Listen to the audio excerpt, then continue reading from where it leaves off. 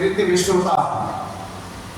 मनु महाराज के 3 कन्याएं बनी, आपूति, प्रसूति और देवहूति।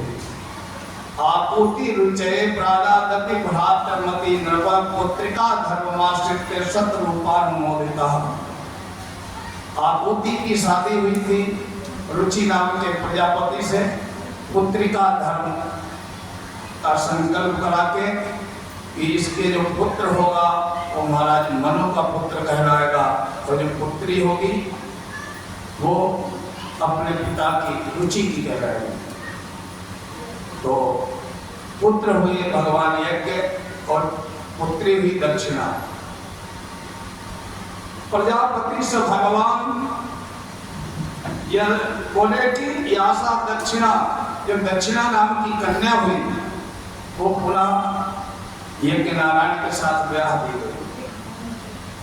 बोले कि महाराज देवहूति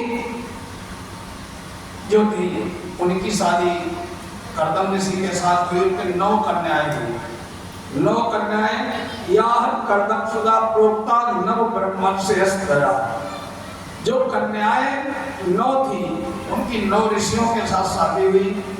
तासाम प्रसूति प्रसवम प्रोच्यमाना ने बोला, पत्नी तो कला नाम की पत्नी मरीचि के साथ में ब्याही गई।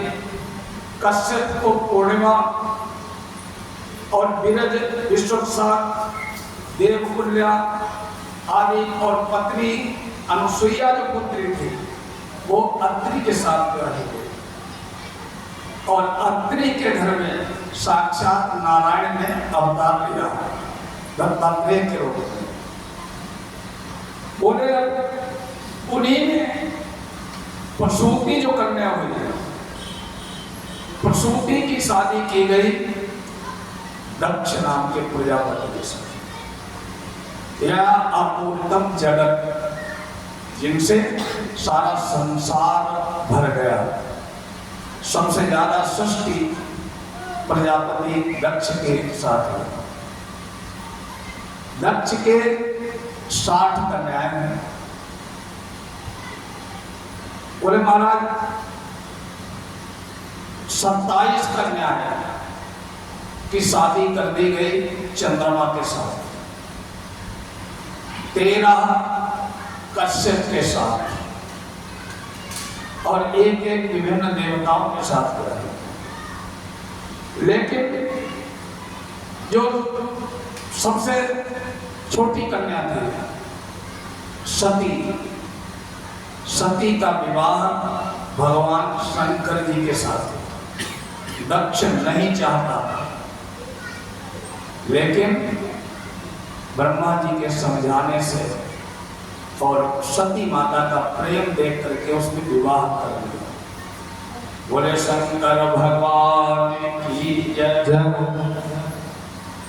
जब शादी हो गई उसके बाद महाराज सौनक पूछने लगे कि हे सूत जी ऐसा क्या हो गया कि दक्ष का और शंकर जी का विवाद हो गया। ससुर और जमाई में ऐसा विवाद क्यों हो गया? इससे बहुत बड़ा अनर्थ हो गया। बोले भवे शीलवताम श्रेष्ठ दक्षो दुहित्र वत्सला विद्वेष करोत कस्मात दुष्टजाम सती। बोले कि महाराज शील के सागर भगवान शंकर, उनके साथ दक्ष ने क्यों विद्वेष पाल लिया, जिसके कारण उनकी बहुत ही प्यारी पुत्री और शिव जी की परम प्यारी पत्नी सती को, जो शरीर दुस्तेज है, वो शरीर भी छोड़ना पड़ गया। कस्तुम चराचर गुरुम नैवेरम शांत विग्रहम आत्मा रामम कथम दोष्टि जगतो दैवतम महत्। बोले महाराज शंकर जी तो निर्भय है, उनका तो किसी से कोई द्वेष नहीं है, फिर भी ऐसा क्या कारण हो गया? उन चराचर त्रैलोक्य के गुरु, त्रैलोक्य के स्वामी भगवान भोलेनाथ से दक्ष जो उनका ससुर ही था वो क्यों द्वेष करने लगा। एक राख्याहिने ब्रह्मन् जानातु ससुरस्य च विद्वेषस्तु यथा प्राणास्तत्यजे दुस्तजा सती। इसका कारण बतलाइए, ऐसा क्या कारण हो गया कि निर्वैर निरहंकार भगवान भोलेनाथ के साथ इतना बैर बढ़ गया कि शरीर त्यागने बहुत कठिनता होती है, लेकिन फिर भी माता सती को अपना शरीर त्यागना पड़ा।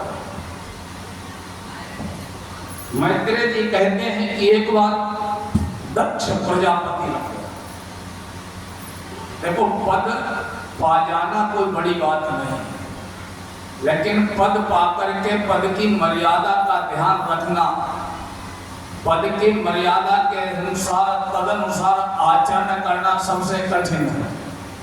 दक्ष बना प्रजापति। ईश्वर नर मुनि यस को जग माहि, ईश्वर नर मुनि यस को जग माहि, प्रभुता पाहि जाहि मत नाहि, ईश्वर नर मुनि यस को जग माहि, प्रभुता पाहि जाहि मत नाहि। सुर नर मुनि देवता मनुष्य संत चाहे कोई भी हो, प्रभुता पा करके अहंकार ना आए, समझ लो बहुत बड़ी प्रभु कृपा है। चार चीजें होती हैं, एक रूप की सुंदरता, विद्वता, धन और मान सम्मान।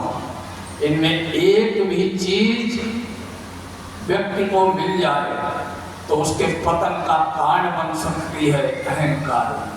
और अगर चारों चीजें किसी के पास आ जाए, रूप भी हो, सौंदर्य भी हो, धन भी हो, विद्या भी हो और समाज में मान सम्मान भी हो, चारों का जो मान सम्मान मिलेगा, इसको पचा पाना उसी को वही पचा सकता है जिस पर हरि की कृपा होती है। बहुत कठिन है। गरीबी तो लोग सहन कर लेते हैं, लेकिन धन को सहन करना बहुत कठिन है। बुद्ध मूर्खता तो सहन कर लेंगे लोग, कोई बात नहीं, लेकिन विद्यावान होकर के, विद्वान होकर के अहंकार सर पर न चढ़ के बोला तो बहुत कठिन है। कुछ नहीं, मान सम्मान समाज में एकांत पड़े रहे वो सहन कर ले जाएंगे, उसमें कोई पतन नहीं होगा। लेकिन अगर कोई पद मिल गया, प्रतिष्ठा मिल गई, समाज में मंत्री बन गए, संतरी बन गए, कुछ फिर जा करके अगर अहंकार ना आया तो कुछ है नहीं, तब तो कुछ क्या करोगे किसी। लेकिन सब कुछ होते हुए भी अगर अहंकार ना आए तो समझ लो बहुत बड़ी प्रभु की कृपा। दक्ष प्रजापति बन गया, अहंकार इतना कि उसका पतन का रास्ता खुल गया। दक्ष एक बार देवताओं की सभा लगी थी, भगवान भोलेनाथ भी बैठे थे वहां।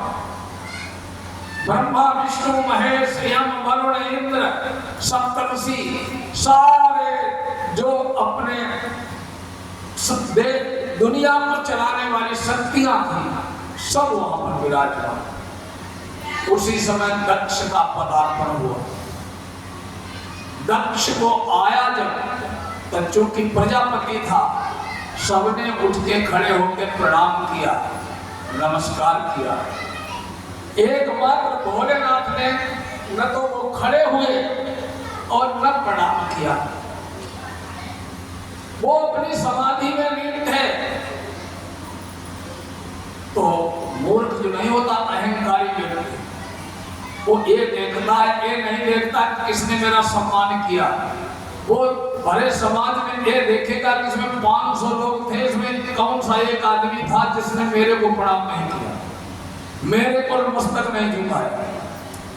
दक्ष की नजर सीधे शंकर जी पर गई और बहुत ही क्रोधित हो गया। इतनी भक्ति शंकर जी को गालियां देने लगा। बोला अयम तुलोक बालानाम शोभनो निरपत्रपा सद्भिराचरति पंथा येन स्तब्धेन दोषिता। बोले तो लोकपालों में बहुत ही निकृष्ट इंसान है। ये शिष्यता प्राप्त हो, ये मेरा शिष्य बन गया था, इसलिए मैंने अपनी पुत्री का ब्याह कर दिया। और जैसे जैसे शब्द बोले हैं उसने शंकर जी के लिए, तो हमारे तो सबके शंकर जी आराध्य हैं, प्राण आधार है, वो तो शब्द बोलना भी नहीं चाहिए।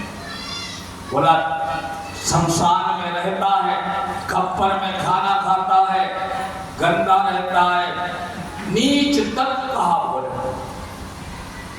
शंकर जी जो है उनको न तो किसी के प्रणाम करने से खुशी होती है और न गाली देने से वो नाराज होने वाले। शंकर जी अपने मुस्कुराते रहे बैठे बैठे, ये अपनी बकवास करता रहा।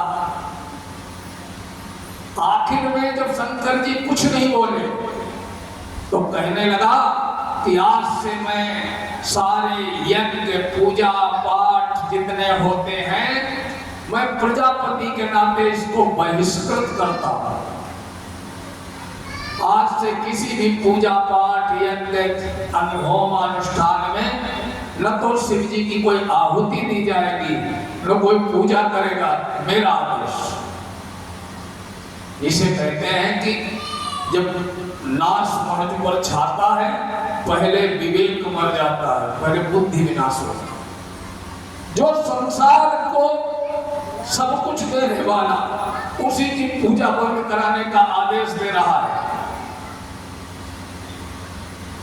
केवल एकमात्र ऋषि थे दधीची, उन्होंने विरोध किया कि तुम क्या कह रहा है, किसके लिए कह रहा है, और बाकी किसी ने दक्ष की किसी भी बात का प्रतिवाद नहीं किया। वहां से सारी सभा विसर्जित हो गई, एकदम सन्नाटा हो गया। क्या हो गया, अच्छी भली कोई चर्चा होनी थी और इसके कारण सब अनंत हो गया, चले गए। देखो ये होता है लौकिक चीज। देखिए कि आज कोई आदमी अपनी ससुराल जा रहा है और उसको चाय पानी को पूछना भूल जाए या न पूछे, कोई किसी कारणवश वो मान सम्मान न मिले जो वो जिसका अधिकारी था या चाहता था, तो वो आदमी सबसे पहले आके 50 बातें अपनी धर्मपत्नी को सुनाएगा। गया था तुम्हारे अपमानी को नहीं पूछा। शंकर जी ने इस बात की कभी भी माता सती से चर्चा भी नहीं की कि तुम्हारे पिताजी ने मेरे को गालियां दी। कभी भी माता सती को इस बात का भान नहीं होने दिया कि तुम्हारे पिता ने हमारा अपमान किया है, मेरे को बहिष्कृत कर दिया है। समय व्यतीत होता गया।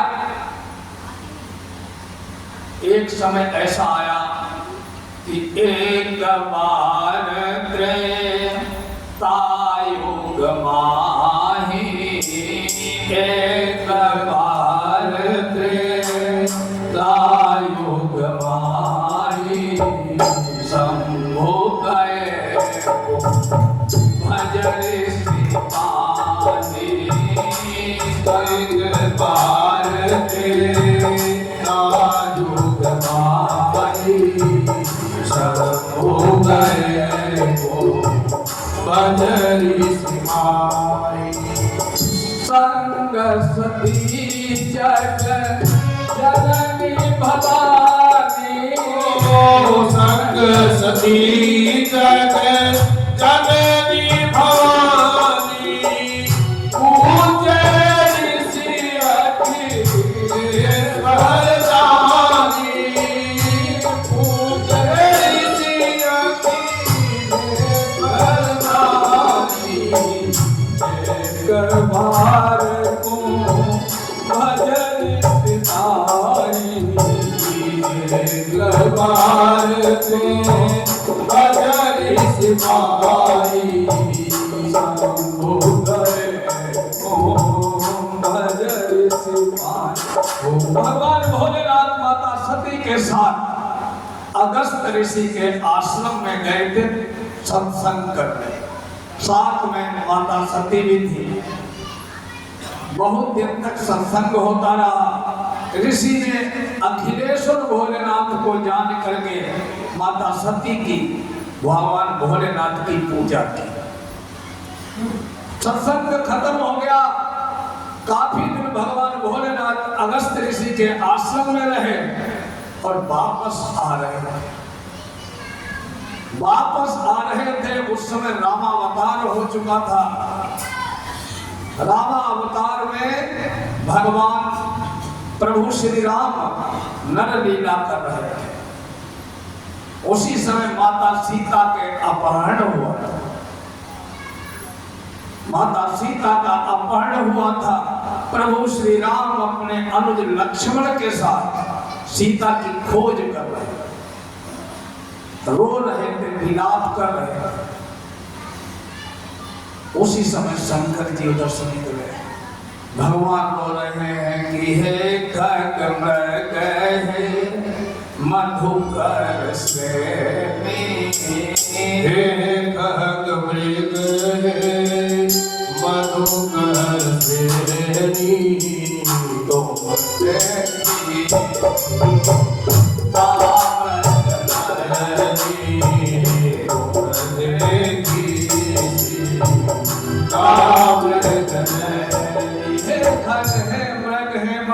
मधुकर पशु पक्षियों, तुमने सीता को देखा।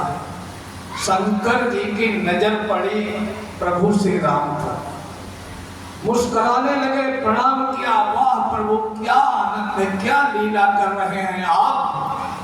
और एकदम भावावेश से जाकर के प्रणाम करना चाहा। फिर अरे क्या कर रहा हूं, ये तो नर लीला कर रहे हैं। अगर आज जाके इनको प्रणाम करने लगा तो सब भेद भूल जाएगा। जो ये लीला देखने में आनंद आ रहा वो आनंद नहीं आया। भगवान भोलेनाथ ने दूर से ही प्रणाम किया। कही सच्चिदानंद जग पावन, कही सच्चिदानंद जग पावन, मनोजन सावन, जय सच्चिदानंद जग पावन, बस कही चले हो मनोजन सावन। प्रभु भगवान भोलेनाथ ने दूर से ही हाथ जोड़े, बोले जय हो सच्चिदानंद भगवान। ऐसा कह करके कामदेव को नाश करने वाले प्रभु भगवान भोलेनाथ आगे आगे चल दिए। पीछे पीछे माता सती थी। सती कहने लगी कि हमारे पति तो जगत बंदे हैं, जगत पूज्य हैं, त्रैलोक के स्वामी हैं। वो एक ऐसे राजकुमार को प्रणाम कर रहे हैं जिसकी पत्नी खो गई है, उसे ये भी नहीं पता उसकी पत्नी है कहाँ। रो रहा, वो उस राजकुमार को प्रणाम कर रहे हैं और ये कह रहे जय सच्चिदानंद। अरे हमारे पति से बड़ा कौन है। शंकर जगत वंद जगदीशा, शंकर जगत वंद जगदीशा, सुर नर मुनि सब नाम सीसा, सुर नर मुनि सब नाम सीसा। शंकर जगत वंद जगदीशा, शंकर जगत वंद जगदीशा, सुर नर मुनि सब गावत सीसा तिन नृप सौदान किन किरण कसोदरी किरण नामा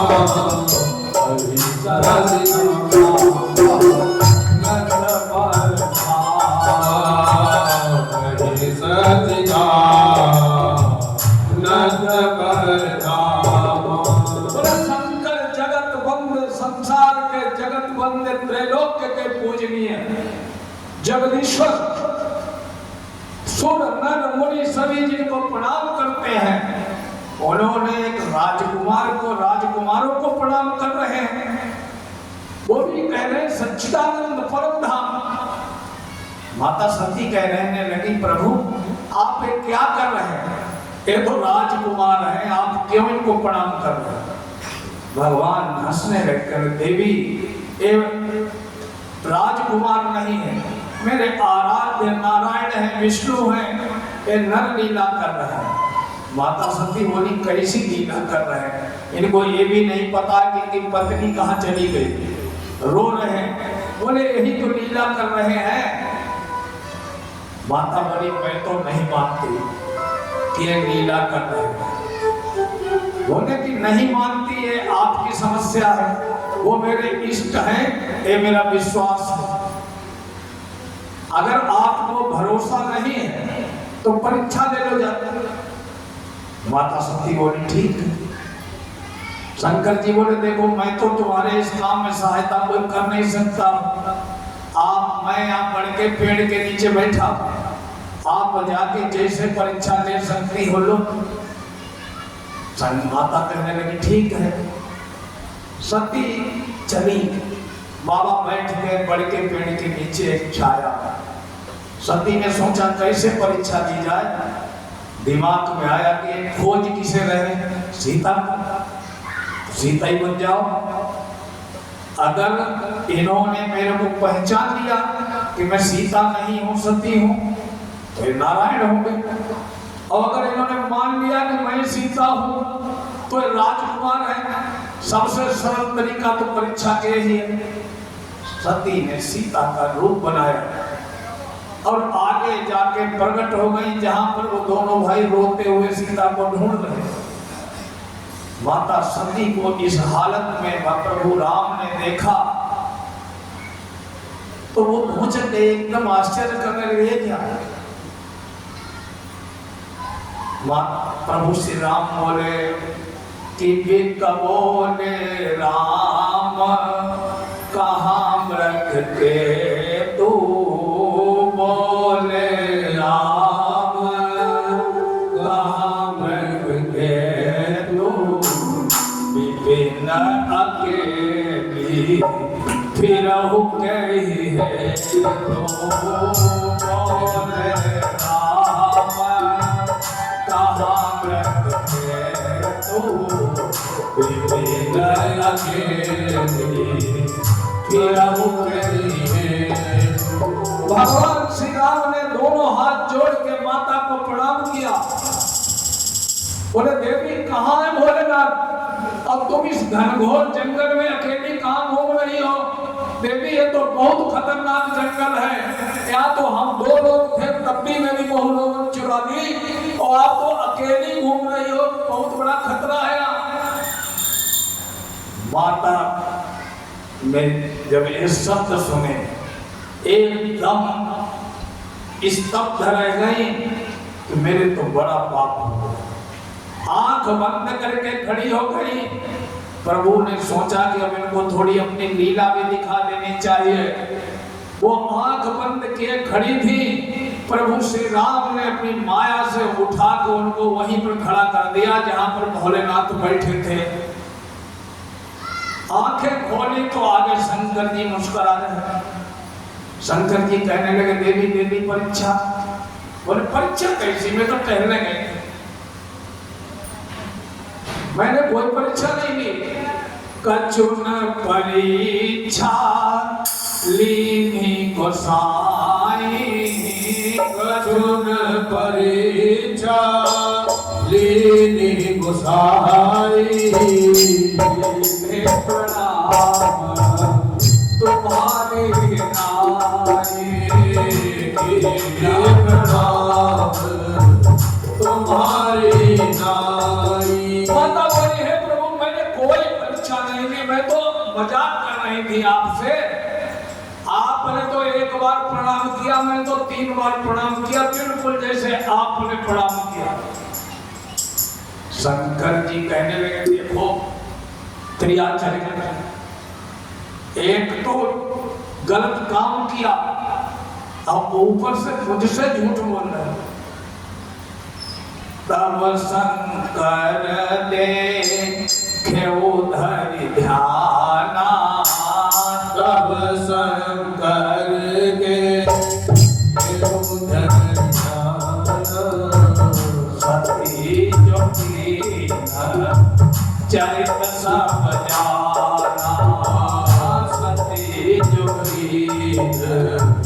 चरित सब जाना। शंकर जी ने ध्यान किया और सती ने जो कुछ किया सब कुछ जान लिया। शंकर जी के आंसू निकल आए, बहुत स्नेह करते थे भोलेनाथ माता सती से। बोले देवी ये तुमने क्या कर दिया? असमंजस में पड़ गए प्रभु,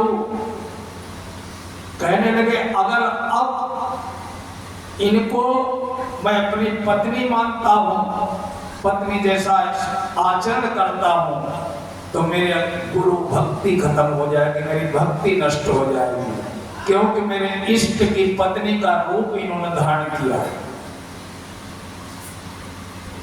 और अगर त्याग देता हूं तो ये तो भोली है, बहुत भोली है सती, इनका इतना बड़ा अपराध भी नहीं, लेकिन अपराध ऐसा है जो है वो अच्छा है। बहुत असमंजस में पड़ गए।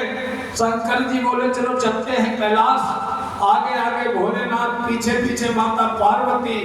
संकल्प विकल्प में फंसे हुए थे भोलेनाथ, क्या करना है क्या नहीं करना। और अचानक शंकर जी ने एक भयानक संकल्प किया, शिव संकल्प की मन माही, शिव संकल्प की मन माही, तन सती भेंट अवनाही, तन सती भेंट अवनाही। शंकर जी ने संकल्प किया मन ही मन कि हम इस शरीर से सती मेरी पत्नी नहीं हो सकती, सती से कोई भेंट नहीं। कैलाश पर पहुंचे देवताओं ने जब शंकर जी का संकल्प सुना तो पुष्प वर्षा करने लगे, भोलेनाथ की जय जयकार करने लगे। वाह प्रभु, आपके अलावा ऐसा संकल्प कोई दूसरा कर भी नहीं सकता। लेकिन सती माता, देखो जब अपनी कमी होती है तब प्रश्न भी नहीं पूछा जा सकता। माता सती पूछना चाह रही थी कि क्या संकल्प ले लिया, लेकिन जो अपनी जो है अपना अपराध बोध इतना था कि माता सती पूछ न सकेंगी महाराज प्रभु तुमने हे नाथ क्या ले लिया संकल्प। सीधे कैलाश पर्वत पर गए, भोलेनाथ ने लगा ली समाधि, नंदी को छोड़ दिया पहाड़ पर और समाधि में लीन हो गए। बोले शंकर भगवान की।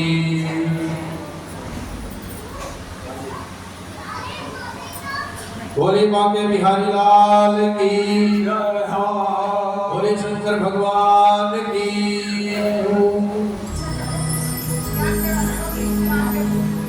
आइए एक भजन के माध्यम से भगवान को कहते हैं कि हे भगवान आप ही हमारे साथी हैं, आपके बिना हमारा कौन है जीवन में। साथी हमारा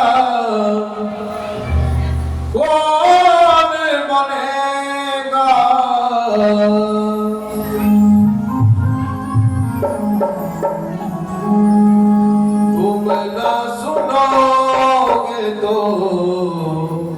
कौन सुनेगा। भजन के माध्यम से कहना है भगवान से कि तेरे सिवा हमारा साथी कौन इस संसार में, तू ही हमें साथी देखता है। और हम इस भजन के माध्यम से अपने भाव प्रकट करके भगवान सुनना। ओ साथी हमारा कौन बनेगा, तुम न सुनोगे तो कौन सुनेगा, तुम न सुनोगे तो कौन सुनेगा। साथी हमारा कौन बनेगा, साथी हमारा कौन बनेगा, तुम न सुनोगे तो कौन सुनेगा, तुम न सुनोगे तो कौन सुनेगा।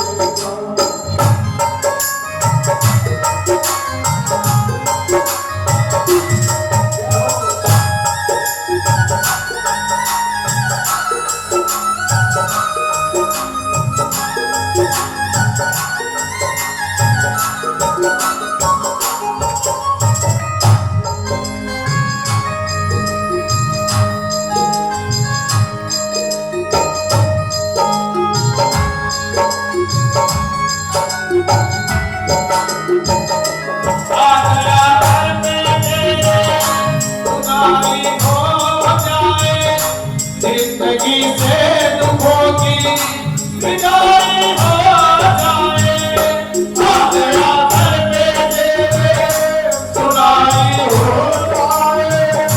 जिंदगी से दुखों की विदाई हो जाए, एक नजर कृपा की कर दे, मानूंगा एहसान, मानूंगा एहसान। संकट हमारा कैसे टलेगा, संकट हमारा कैसे टलेगा, तुम ना सुनो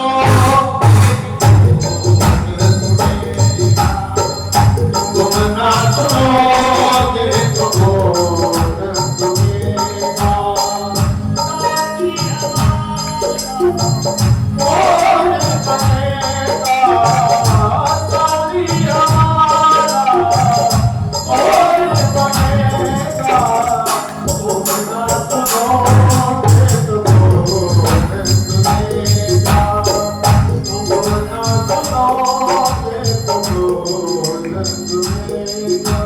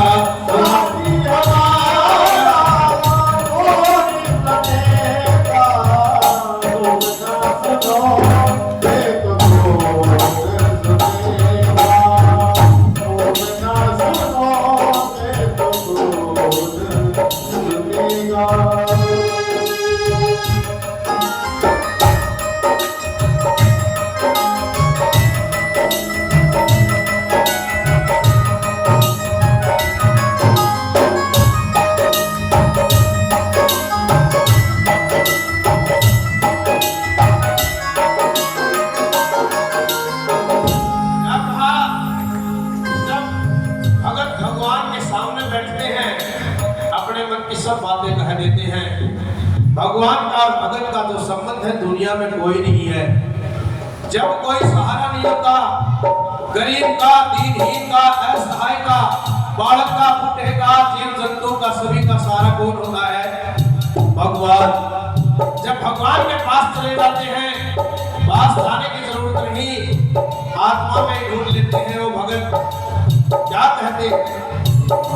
जरूरत तेरी हमको, जरूरत पड़ गई है, पानी है सर से ऊपर, मुसीबत अड़ गई है, आज हमको तुम्हारी जरूरत पड़ गई है, पानी है सर से ऊपर, मुसीबत अड़ गई है, अब की नैया पार न जाओ, मांगू का एहसान, मांगू का एहसान, साथ हमारे कौन चलेगा, साथ हमारे कौन चलेगा, तुम ना सुनो एक बोल सुनेगा, तुम ना सुनो एक बोल सुनेगा,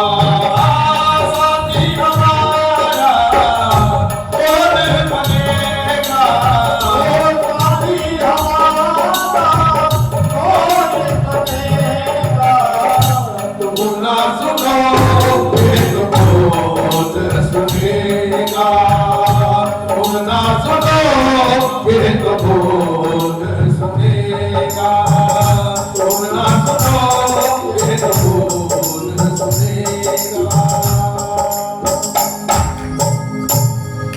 वो शंकर भगवान की जय हो। 87,000 साल व्यतीत हो गए।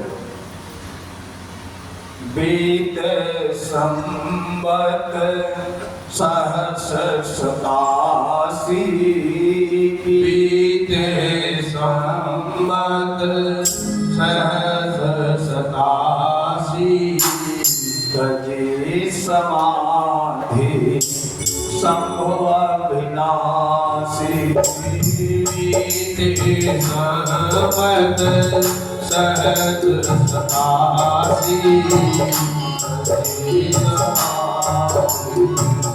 संभव विनाशी। राम राम तब सुमिरन लागे, राम नाम तब सुमिरन लागे, जाने सती जगत जागे, जाने सती जगत जागे। राम नाम करते हुए भगवान ने समाधि को तोड़ दी। माता सती ने जब राम नाम की धुन सुनी तो समझ गई प्रभु जाग गए। माता ने आग करके प्रणाम किया। प्रणाम किया तो भोलेनाथ ने शंकर सम्मुख आसन दीना। जो दाएं बाएं तरफ आसन माता का बिछा रहता था उसे उठा के खुद शंकर जी ने सामने बिछा दिया। बैठिए देवी। सामने आसन पाते ही माता समझ गई कि भोलेनाथ ने मेरा त्याग कर दिया। तब से माता सती बहुत दुखी रहने लगी। समय व्यतीत होता गया। दक्ष ने रणघर में वाजपेयी यज्ञ प्रारंभ किया। सारे देवताओं को निमंत्रण पत्र भेजा। सारे ऋषियों को बुलाया। ब्रह्मा और विष्णु को बुलाया। सप्तर्षियों को बुलाया। केवल एक को नहीं बुलाया, भोलेनाथ को नहीं। और यज्ञ का उद्देश्य भी कोई उसका शुभ नहीं था। देखो, आप पूजा करो, पाठ करो, सब उचित है, लेकिन आत्म कल्याण के लिए करो। अपने लिए जो कुछ मांगना है शिव जी से मांगो, हनुमान जी से मांगो, राम से मांगो, श्याम से मांगो, पितरों से मांगो, ठीक है। हम उनके बच्चे हैं, मांगने का अधिकार है। लेकिन हम कोई भी पूजा पाठ, कोई जप तप किसी का अपमान करने के लिए न करें। ये इसलिए न करें, देखो मैं तो कर रहा हूं, तुम्हारी हैसियत नहीं करने। कभी भी किसी को अपमानित करने के लिए कोई शुभ कर्म मत करो। किसी को दुख देने के लिए, किसी को परेशान करने के लिए कभी भी पूजा पाठ मत करो। कोई भी काम कैसे भी मत करो, किसी को दुखी करने के लिए पूजा पाठ तो मत ही करो। दक्ष ने यज्ञ जो किया, केवल उसका एकमात्र उद्देश्य शिव जी का अपमान करना, क्योंकि वो प्रजापति था। वो परंपरा डालना चाहता था कि इस पूजा पाठ में शिव जी का पूजन नहीं होगा, तो खुद से शुरू कराया। सारे लोगों को निमंत्रण दिया गया, लेकिन भोले बाबा को नहीं निमंत्रण दिया। अब बात यह है कि सारे आर्य देवता तो शिव जी के भी रिश्तेदार हुए, क्योंकि वो 27 बहनें तो चंद्रमा के साथ ब्याही थी, वो सती की बहनें ही थी। कश्यप के साथ जो 13 ब्याही थी, अन्य देवताओं के साथ जो शंकर जी की सालियां ब्याह रखी थी, शंकर जी के रिश्तेदार सब थे। और एक मानव हो चाहे दानव हो चाहे देवता हो, स्वाभाविक स्वभाव होता है। 2 बहनें एक गांव में ब्याही है, एक की कुछ ससुराल से अनबन हो जाए और दूसरी से सही हो, रिश्तेदारी चल रही हो। एक को निमंत्रण आए और दूसरे को ना आए, तो जिसको आएगा उसे पता है कि उसे निमंत्रण नहीं मिला, लेकिन बार बार वहां जाकर जरूर पूछे, क्यों तेरे को निमंत्रण होगा नहीं आया, ऐसी क्या बात हो गई, तू नहीं चल रही है। जबकि उसे पता है सब कुछ कि वो क्यों नहीं जा रही, क्यों नहीं निमंत्रण आया, लेकिन चिढ़ाने के लिए, परेशान करने के लिए तो सारे देवता अपने अपने विमान लेके घर के लिए चल दिए। वो कैलाश पर्वत, उनका रूट वही निर्धारित कर लिया, सारे कैलाश पर्वत से उधर से जा रहे, गाते बजाते मंगलगान करती हुई स्त्रियां। माता ने पूछा कि क्या बात प्रभु, ये सब कहाँ जा रहे हैं? शंकर जी बोले, जाने दो, कोई कहाँ जाता, अपने को क्या लेना देना है, ये तो दुनिया है, ब्रह्मांड है, अब कोई कहाँ जा रहा है, आप लोगों को क्या लेना देना है। माता बोली, नहीं आपको बताना चाहिए, सब हम बहुत प्रसन्नचित्त जा रहे हैं।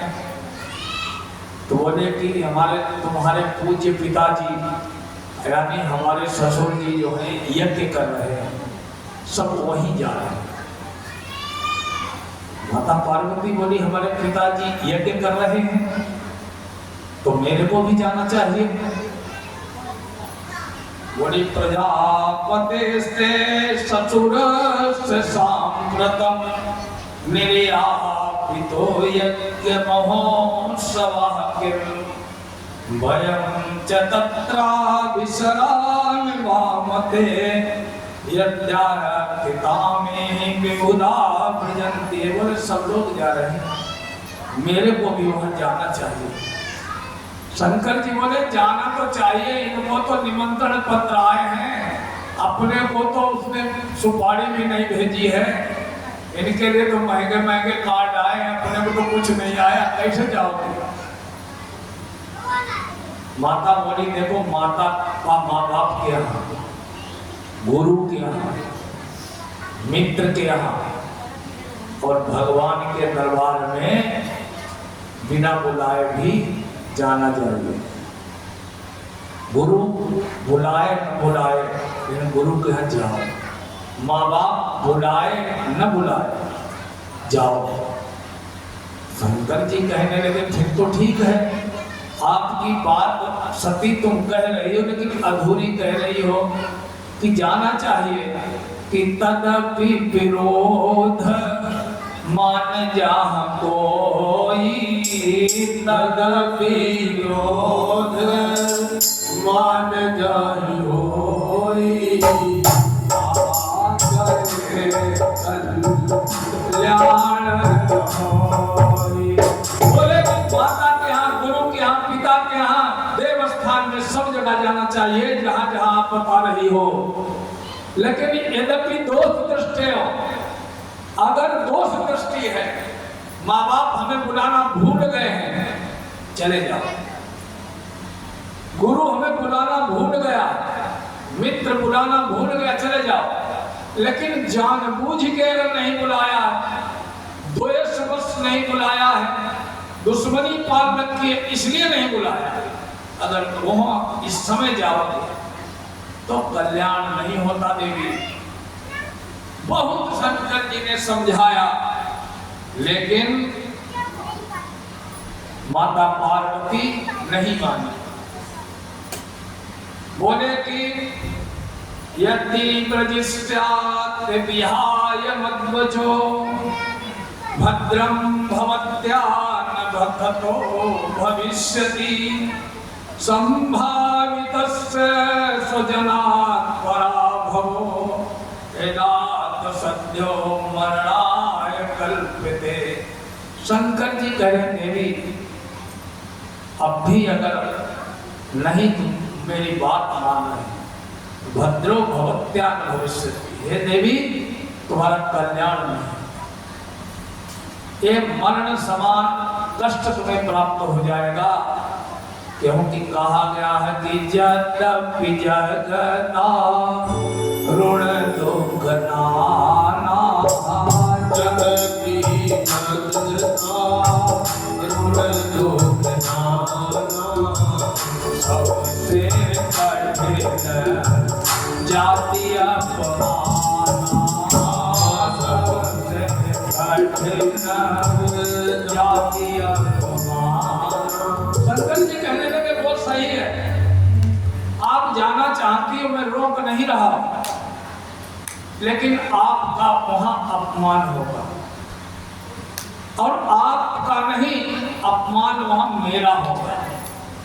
देवी तुम मेरा अपमान कभी सहन नहीं कर पाओगे, और मेरे को यही डर लग रहा है, इसीलिए तुम्हें रोक रहा हूं,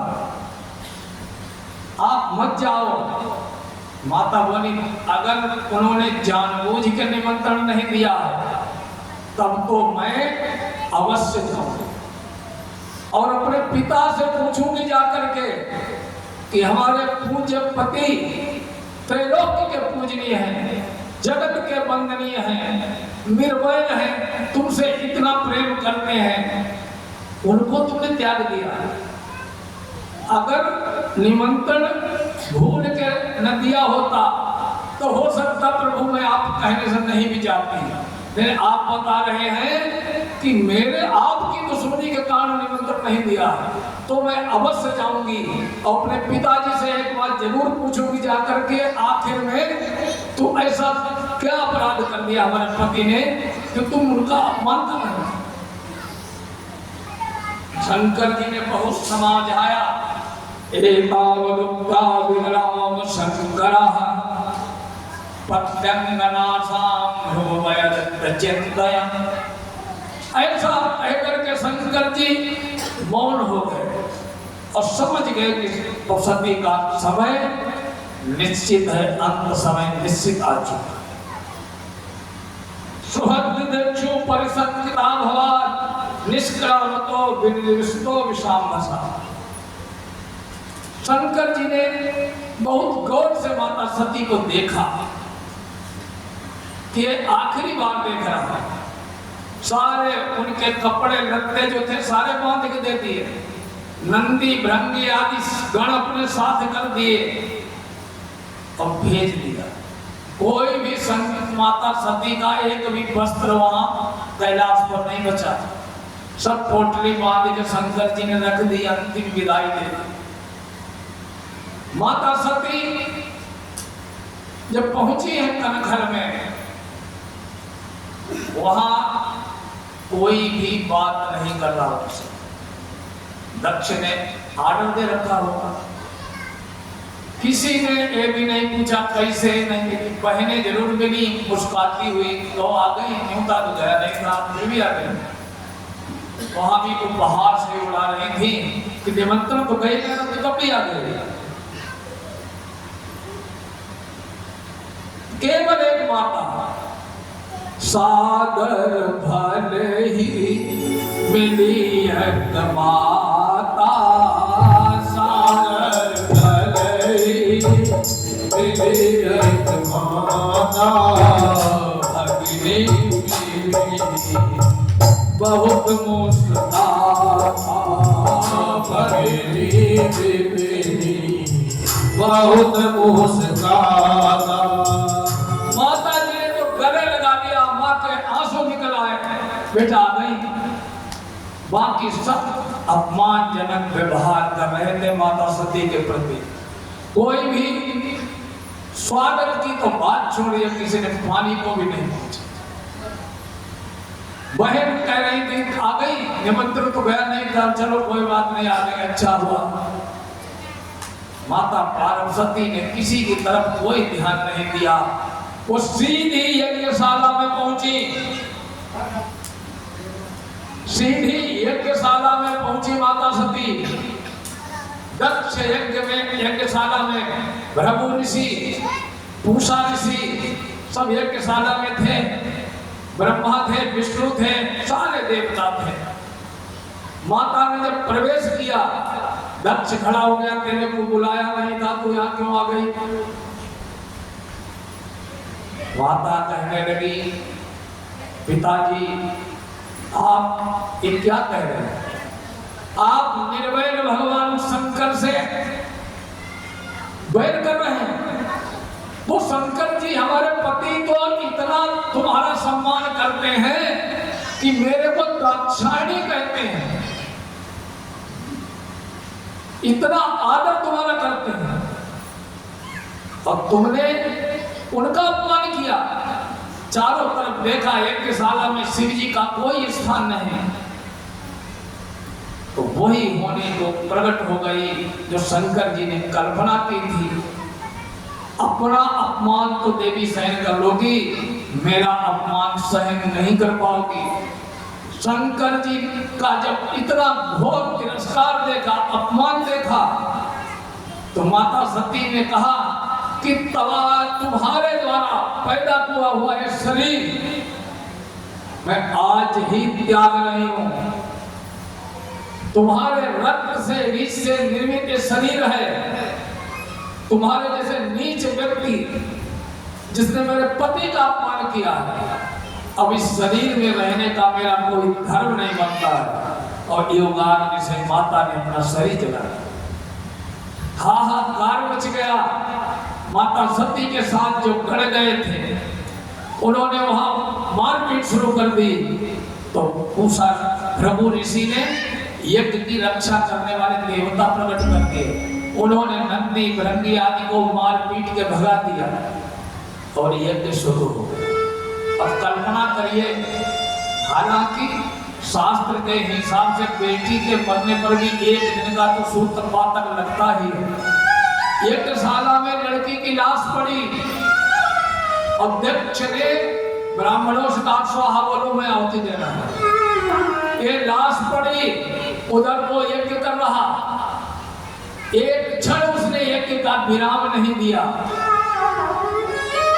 इधर एक घटना घट गई, यज्ञ आरंभ रहा, नंदी भृंगी आदि को मार पीट कर भगा दिया यज्ञ रक्षक देवताओं ने। नारद जी ने जब ये घटना देखी, पर्वत पर पहुंच गए। श्री हरि नारायण नारायण नारायण, श्रीमन नारायण नारायण नारायण, भगवान नारायण नारायण, श्रीमन नारायण नारायण नारायण, श्रीमन नारायण नारायण नारायण, भगवन् नारायण नारायण नारायण, श्री नारायण नारायण नारायण, श्रीमन् नारायण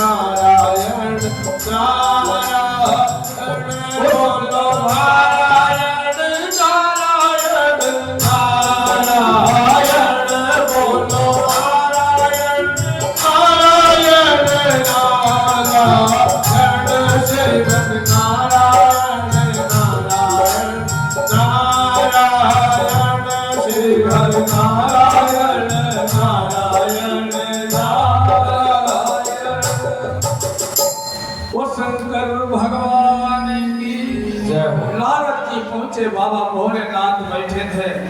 शंकर जी कहने लगे कि आइए नारद जी, आपका स्वागत है, जलपान करो। नारद जी कहने लगे महाराज आपके को पातक लग चुका है, पातक आपका तो मैं जल ग्रहण नहीं कर सकता हूँ। शंकर जी कहने लगे पातक, सारी घटना बताई नारद जी ने। भवो भवान्यान् निधनं प्रजापते रसकृतायान् अवगम्य नारदान् स्वपार्षद सैन्यं च तदद्गर्भोर्विद्राहितं क्रोधमपारमादधे। शंकर जी को अपार क्रोध आ गया। नारद से जब सुना सती ने शरीर त्याग दिया तो शंकर जी को भयंकर क्रोध आ गया। क्रुद्धा सुदष्टोष्टकुटासधूर्जटी जटामृतोचितम उत्कृष्य रुद्राश्रय शोभितम हसन गंभीरनादो विसर्जिताम भुवि। अपनी जटा पटक दी जमीन पर और जटा पटकते हुए भयंकर हूबहू शिव जी जैसा गण पैदा हो गया। भयंकर विकराल शरीर, बड़ी बड़ी आंखें, प्रचंड भुजाएं, शस्त्र धारण किए हुए वीरभद्र प्रकट हो गए। आज्ञा दो प्रभु। शंकर जी ने कहा दक्षम सयज्ञम मत जहि मत भटाना, कि मेरे भट्टों में अग्रणी है वीरभद्र, जाकर के यज्ञ को विध्वंस कर दो। दक्षम सयज्ञम, दक्ष को यज्ञ के साथ नष्ट कर दो। जो भी देवी देवता ऋषि मुनि उसे बचाने आए उसको भी नष्ट कर दो।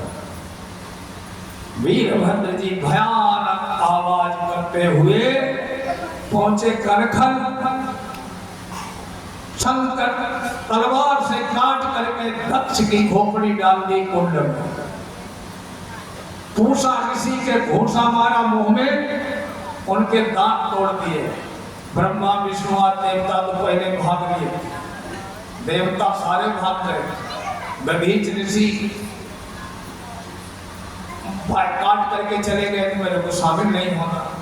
बाकी ऋषि ऐसा कोई नहीं बचा जो पिटा नहीं। प्रभु की दाढ़ी नोच ली, यज्ञ कुंड में पेशाब कर दी, बहुत हाहाकार मच गया। सारे देवता लोग भगवान शंकर के पास पहुंचे, विष्णु के पास गए। विष्णु से जाकर के प्रार्थना की कि महाराज आप जो है क्षमा करो।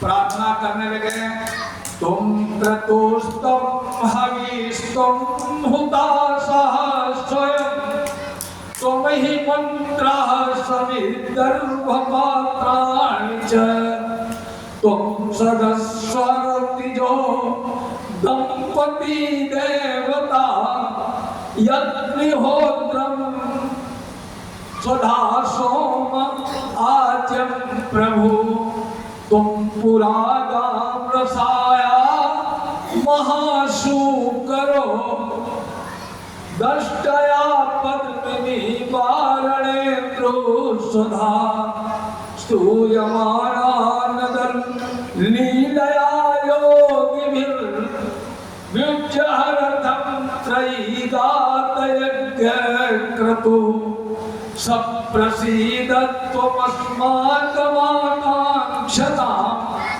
दर्शनं ते परिभ्रष्टसद्धर्मणां कीर्तमानेन यज्ञेषु ते यज्ञविघ्नाक्षयं यान्ति तस्मै नमः।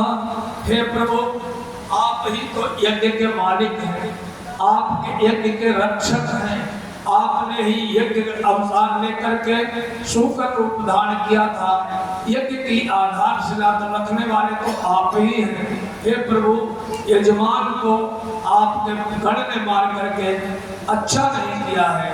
यज्ञ विध्वंस नहीं करना चाहिए, ये यज्ञ परंपराएं नष्ट हो जाएंगी। सारे देवताओं ने प्रार्थना की। शंकर जी ने कहा चलो। अब एक बात समझने की है, देखो शंकर जी की पत्नी की मौत हो चुकी थी। शंकर जी जब सब लोग प्रार्थना कर रहे थे, पंचायत कर रहे थे एक तरीके की कि शांति कर दो, सब कुछ सही कर दो, शंकर जी कहते भाई मेरी तो बहू चली गई, पहले मेरा इंतजाम करो। तो हो सकती थी शांति, क्या मतलब ही नहीं। अगर आप शांति स्थापित करना चाहते हैं समाज में, परिवार में, किसी में, तो पहली शर्त है पूर्व में जो कुछ हुआ है गलत उसको भूल जाओ। शंकर जी जब संसार में शांति स्थापित करने के लिए खड़े हुए तो भूल गए कि मेरी पत्नी शरीर छोड़ चुकी है। सब कुछ भूल करके शंकर जी ने कहा ठीक है, आज से भृगु ऋषि तुम्हारी तो दाढ़ी ऐसी रहेगी। पूषा ऋषि थे, उनसे कहा तुम श्राद्ध में जो लपसी होती है, आटा की गीली गीली हलवा जैसी बना जाती, वही खिलाओगे। पूषा पितरों के देवता। बकरा पकड़ लाया गया, बकरे की गर्दन काट के, भगवान तो बहुत अच्छे सर्जन हैं, क्योंकि वो तो अपने बेटा के भी गर्दन काट के हाथी की लगा चुके थे। तो दक्ष के गर्दन कटी हुई तो जल चुकी थी, तो बकरे की गर्दन काट के दक्ष के सर्जरी कर दी गई। तो पहला अहंकार था, मैं करता था, बकरा मैं करता था, तो बम बम करने लगा। तो सबसे पहले बम बम वो दक्ष ने ही किया था। सारी शांति लाए, यज्ञ पुनः किया गया, भगवान शिव जी को भी आहुति दी गई। और उसके बाद शिव जी ने अपनी पत्नी का ध्यान किया, लाश कंधे पर उठा दी, जटाएं खुली थी, विकराल लाश को लेकर के चल दिए। त्रैलोक में हाहाकार मच गया, एकदम प्रलय जैसी स्थिति उत्पन्न हो गई। तो नारायण ने अपने चक्र से उस लाश के 108 टुकड़े कर दिए। माता के शरीर के जहां जहां वो टुकड़े गिरे वही शक्तिपीठ कहलाए। आज भी उन शक्तिपीठों की पूजा होती है माता की। उसके बाद जो है वही माता सती हिमाचल में के घर में पार्वती के रूप में पैदा हुई और तपस्या करके उन्होंने शिव जी को पुनः पति के रूप में प्राप्त किया।